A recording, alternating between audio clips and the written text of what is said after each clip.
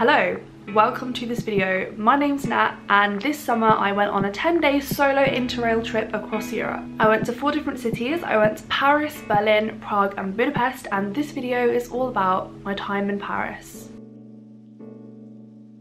Thursday, July 18th, 2019, I had a full day at work and straight afterwards I went to King's Cross St Pancras to catch the Eurostar to Paris.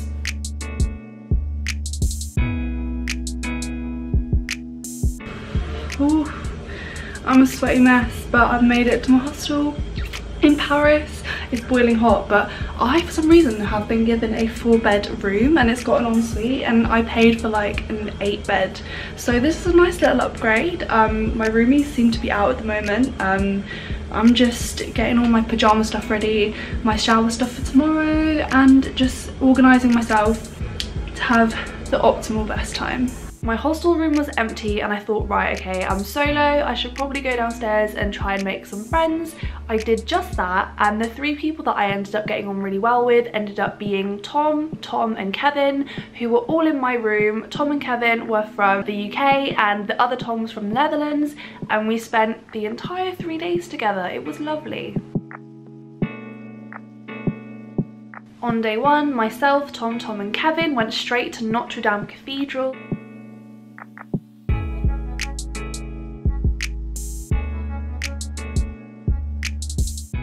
So we're crossing the River Seine right now and we're on the way to see Notre Dame. So the Notre Dame is partially closed off because of the fire. They're currently repairing it, but we're still appreciating the architecture, the gargoyles, the Gothic architecture. It's very pretty. It was lovely just to be on Parisian streets with all the boulangeries, all the bakeries, restaurants, and I miss it.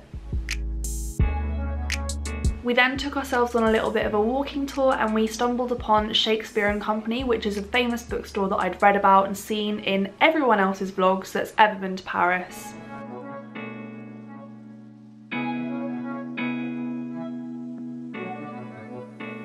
So we've just had an explore in Shakespeare & Company. It's a really famous bookstore and for good reason. It's piled high with books. There are ladders like in Ollivanders and Harry Potter is what it reminds me of. There was a guy sat outside the bookstore as well playing chess against strangers. It really reminded me of that guy that sits in Brick Lane with an umbrella hat on and plays chess against strangers. It was pretty cool. Oh, wow. That was good. If you've ever been traveling, backpacking, interrailing, you'll know that it can sometimes be a bit of a budget life. So we just went to a supermarket for lunch and got baguettes and sandwich fillings, and we sat in this square and watched people play volleyball while having a picnic.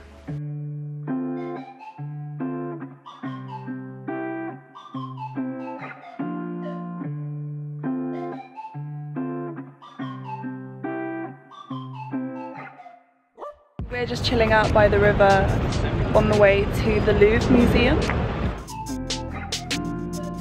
And then the Lord fangirl in me was so excited because we walked along the River Seine and ended up at the Louvre.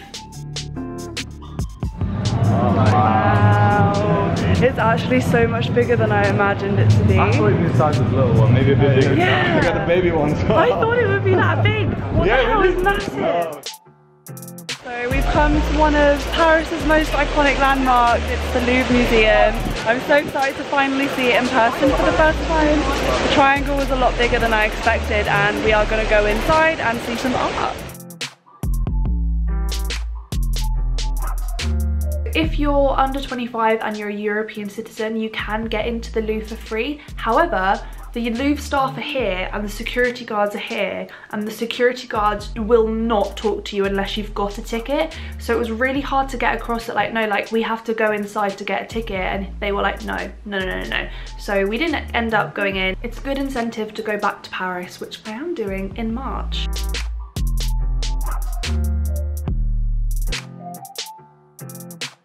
We are going there to the Arc de Triomphe. So we continued on our walking tour. We ended up walking through the Garden des Tuileries, I think. It's the park that's near the Louvre. We walked along there, walked along the Champs-Élysées, which is that really famous shopping street, and then ended up at the Arc de Triomphe and took lots of photos on that dangerous as hell roundabout. Like, there were so many Instagram photo shoots going on.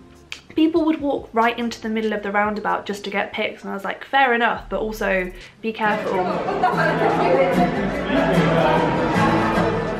We walked under the subway to go onto the little island in the middle of the roundabout where the actual Arc de Triomphe is.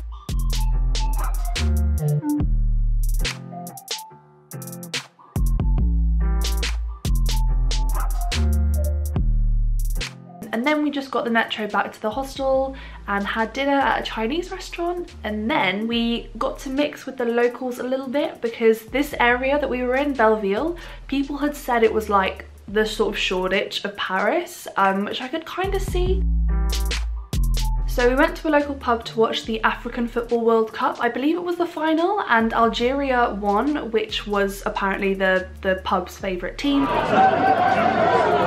It was a great atmosphere, and then we went dancing in another little club thing to celebrate, and then went back to the hostel and slept. So it's my second day in Paris. I've lost my voice, but that hasn't stopped us from getting up early to go into the centre and see some more amazing sights. We were determined to use our free pass to the Louvre. We turned up there at the earliest time that we could, but the guards still wouldn't let us in. So instead we ambled along the Garden des Tuileries again to visit Musée de l'Orangerie.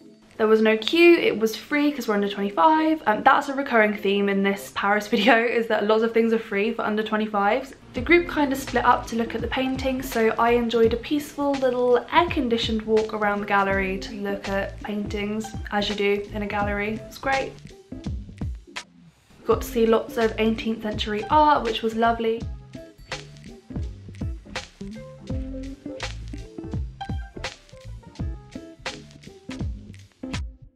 And then, probably the most recognisable, iconic landmark in Paris, we visited the Eiffel Tower. It's very tall and very busy. There are lots of people here having picnics and eating lunch outside, which we have just done. Here you can see me struggling to cut up my baguette with my reusable bamboo cutlery. The bamboo cutlery was such a godsend when I was on a train and I had like a salad or something that I otherwise would have had to eat with my hands, or just being out and about. Of course, I couldn't go anywhere without finding a secondhand shop to look in, so I dragged everyone in. We didn't find anything, but the thrift store was right next to Le Centre Pompidou, which was our next activity of the day. Le Centre Pompidou is more of a modern art gallery, and there's loads of little exhibitions that you can go and pay for, but again, under 25 got our tickets for free. You get to go up those really fun escalators right up the side of the building, and then you end up on a viewing platform where you can see a whole view of Paris.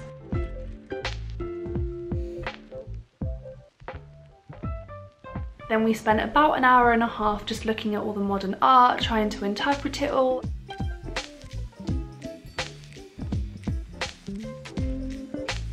It was good during that day to have a mixture of the 18th century art at Musée de l'Orangerie and then have the modern art in Le Centre Pompidou, because modern art is so interesting. Like, the things that people come up with are so surreal and cool, and some of them were a little bit interactive, so we had a lot of fun in there.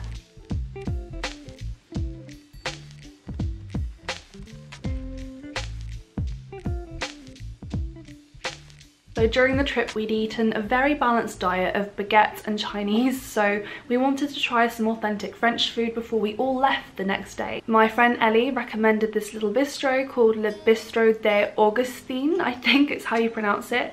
It was a little bistro on the Seine. We all ordered a cheese gratin, which is basically baked potatoes and then baked cheese on top, and then I had some rosé, the guys had some wine and beer, and we had a lovely little family dinner before we all departed the next day. Gracias, amigo. Then on to day 3 was the day that we all split up and said goodbye. Tom and Kevin went to Barcelona and other Tom went somewhere. that I can't remember now, I'm really sorry. All of room 15 have officially checked out of the hostel. I'm now officially the last one of room 15 to check out of the hostel in Paris. I've had such an amazing time here with these people. Like, it just felt like we booked a holiday together and just spent like we spent the whole time we spent the whole time together, and it's been so lovely. But here's to the next adventure, Berlin. There is an ever so slight stress about getting to Berlin.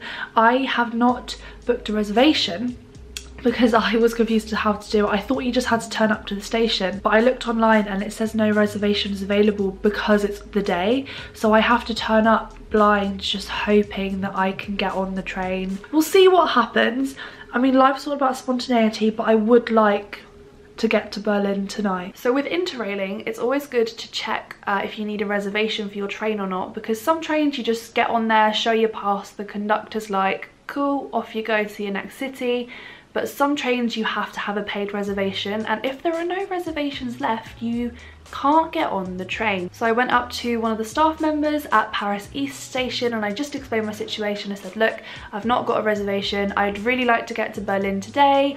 How much is the next one? Can I do it? Is it even possible? And he was like, no, there's nothing, but wink. If you go to the train at this time, then just ask for the train manager, wink, and just explain your situation. Sometimes they can help you out. And I was like, so does that mean I can get on or not? And he was like, well, don't tell anyone I told you, but some people do it that way. And I was like, okay, well, you've given me about 5 winks now, and I think that means that I can go. In the meantime, I went to a little local cafe called Peonies. It was very lovely and Instagrammable whilst I waited for this hypothetical train that I could get on. So I went to the platform, asked for the train manager, and lo and behold, I was allowed to sit in the food, the restaurant of the train for the whole journey. And I got to Berlin hassle-ish free. There will be a Berlin vlog coming out at some point soon. I had a lovely time. I ate lots of good food, made some great friends, saw some amazing history, and that will be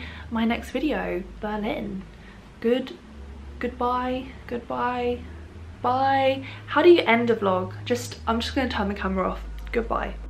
If it's fine by you, I'll take the passenger seat.